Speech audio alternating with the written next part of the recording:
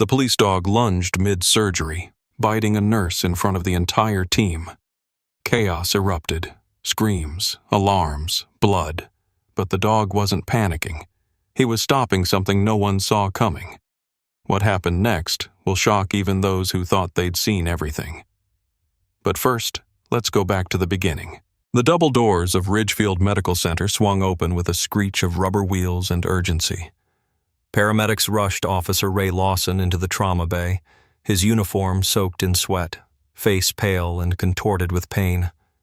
He hadn't spoken since they found him collapsed near his garden fence. 48 years old, ex-military, never once missed a beat on patrol until now. The working diagnosis, cardiac event. No time to waste. Right behind the stretcher padded Ghost, the German shepherd with dark almond eyes and years of service stitched into his posture. No leash, no panic, just quiet precision. Ghost was more than a partner. He was a medically trained canine with combat field certification, loyal to a fault. He'd once dragged Ray out of a wrecked cruiser in a flash flood. He'd sensed seizures before Ray did. And when the EMTs loaded his handler into the ambulance, Ghost had leapt in without permission, settling by Ray's feet like a soldier guarding a general. Hospital staff, used to therapy animals and alert dogs, gave polite nods. "Let him stay close," Dr. Grant had told the team. "Handler's vitals are unstable. That dog might pick up on something before we do." So Ghost was allowed to stay in the observation room, quiet in the corner as pre-op prep began. The air reeked of antiseptic, tension, and the buzz of machines keeping Ray tethered to life. Then came the nurse, Trish Whitaker, late 30s, unassuming, gloves tight, steps confident. She moved toward Ray with a syringe in one hand, her other adjusting the IV line. Ghost lifted his head, ears up. A low, almost inaudible growl bloomed from his chest. No one noticed. Until he leapt. It was explosive. His body moved like a spring loosed from tension. He sank his teeth into Trish's forearm with a precision that seemed both violent and controlled. She screamed, a shrill, cutting sound that broke the sterile silence. Trays clattered. A heart monitor spiked. Ghost refused to release, eyes locked not on her face, but on her hand, on the needle she held. 2 security officers burst in seconds later and dragged him off. Blood on the floor, Trish sobbing, a red mark swelling across her arm. Ray's monitor beeped erratically, and suddenly the team forgot about Ghost. They had to keep the man alive. Ghost was removed, sedated, locked away. Trish was admitted for injuries, and Ray's surgery was postponed. By the end of the hour, Ghost was labeled dangerous. But he had seen something they hadn't, something that would change everything. The hallway outside Dr. Melissa Grant's office was a storm of flashing press badges and whispered judgments. "Dog bit a nurse," someone muttered. "Should have been muzzled," another added. Reporters were camped out near the nurses' station, and hospital administration was already drafting a statement. The air inside Ridgefield Medical Center had shifted, from sterile urgency to scandal-laced tension, but Dr. Grant wasn't interested in rumors. She was interested in facts, and something about this didn't smell right.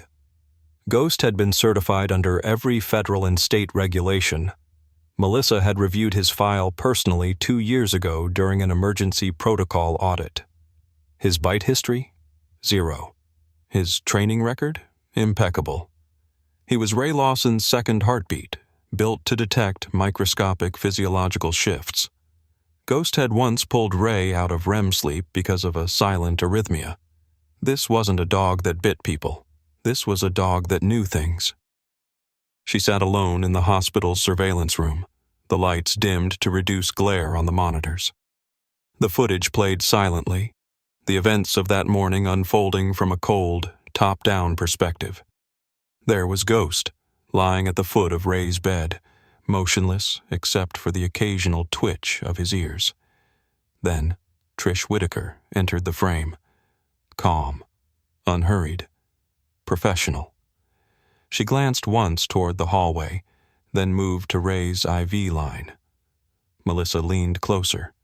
At exactly 08:47:13, Trish's left hand slid into the pocket of her scrub top. In her right, she already held a fresh IV tube. As she adjusted the line, she shifted slightly to her left, enough to block the bedside camera, but not enough to fool the one mounted in the corner. Melissa hit pause. Rewind. Zoom. There. In a tight crop, a gloved hand discreetly dropped something cylindrical and dark into the biohazard bin beside the cart. Trish turned her head slightly, eyes flicking toward Ghost, who by now had risen to a half-crouch, watching, completely silent, not a sound. Melissa's stomach turned. She reached for her desk phone but stopped herself. Instead, she stood and walked to the prep room herself. The bin hadn't been emptied yet. It was sealed. She donned gloves, pulled out the canister, and rooted through the contents until her fingers landed on something cold and smooth. A vial, unlabeled, half-used. No identifying mark except a red dot the size of a thumbprint. This drug wasn't in Ray's orders. It wasn't in the hospital formulary either. She picked up her phone. "Get security and pharmacy down here right now," she said, her voice flat but shaking. "We've got a serious problem." The conference room wasn't built for this kind of conversation. The mahogany table, usually reserved for chart reviews and scheduling disputes, now bore folders stamped confidential and a digital voice recorder blinking red. Trish Whitaker sat in a stiff, upright position across from Dr. Grant and two hospital security officers. Her gloved hands trembled even after they'd been removed. She wasn't in scrubs anymore. Just jeans and a faded green hoodie, the kind someone throws on when they're too tired to care what happens next. The air was too still. Melissa sat forward, fingers laced in front of her. "We reviewed the footage. We found the vial." Trish didn't deny it. Her gaze flickered to the recorder. She swallowed, lips tightening. "You're not being charged yet," Melissa said evenly. "But I'd like to know why." "Why him?" The silence stretched until it snapped. "I used to know his wife," Trish said, voice low, breath catching. "Ex-wife. I worked with her back in Phoenix years ago. She never forgave him for taking the boy." Melissa's expression didn't change, but her eyes hardened. "She lost custody in a court of law. She said it was fixed. Said Ray had connections through the department. Said he turned their son against her. And she asked you to kill him?" It wasn't an accusation. It was a mirror, placed squarely between them. Trish didn't nod, but she didn't protest either. "It was supposed to be quiet," she said. "Painless. He'd already had an episode. If it happened again on the table, no one would ask." "You injected a paralytic," Melissa said. "You meant for him to suffocate while we stood over him. I didn't think the dog would—" Trish stopped. That dog wasn't supposed to be there. But he was. Ghost had been there all along, watching her, tracking her, sensing her deception in ways no machine could. His training wasn't just academic, it was bonded instinct. Ghost had smelled the chemical as soon as Trish came near Ray. His lunge hadn't been rage, it had been calculated protection. Within an hour, Trish was in handcuffs. The vial, still unregistered in hospital records, was secured and transferred to the state forensic lab. Ghost was released from isolation and returned to Ray's room, where he curled up beside the bed like nothing had happened. But something had. Something irreversible.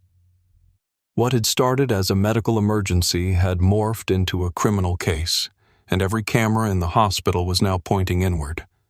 Not at Ghost, but at the people who doubted him.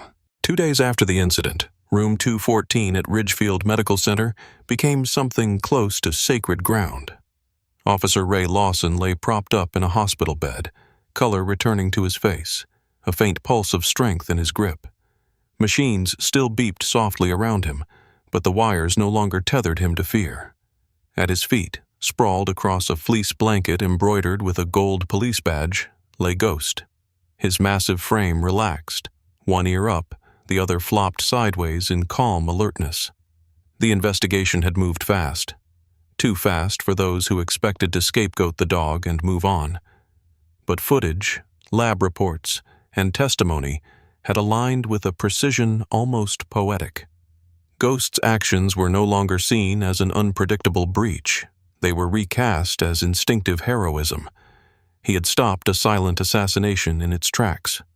When the press caught wind of the story, it ignited across every major outlet.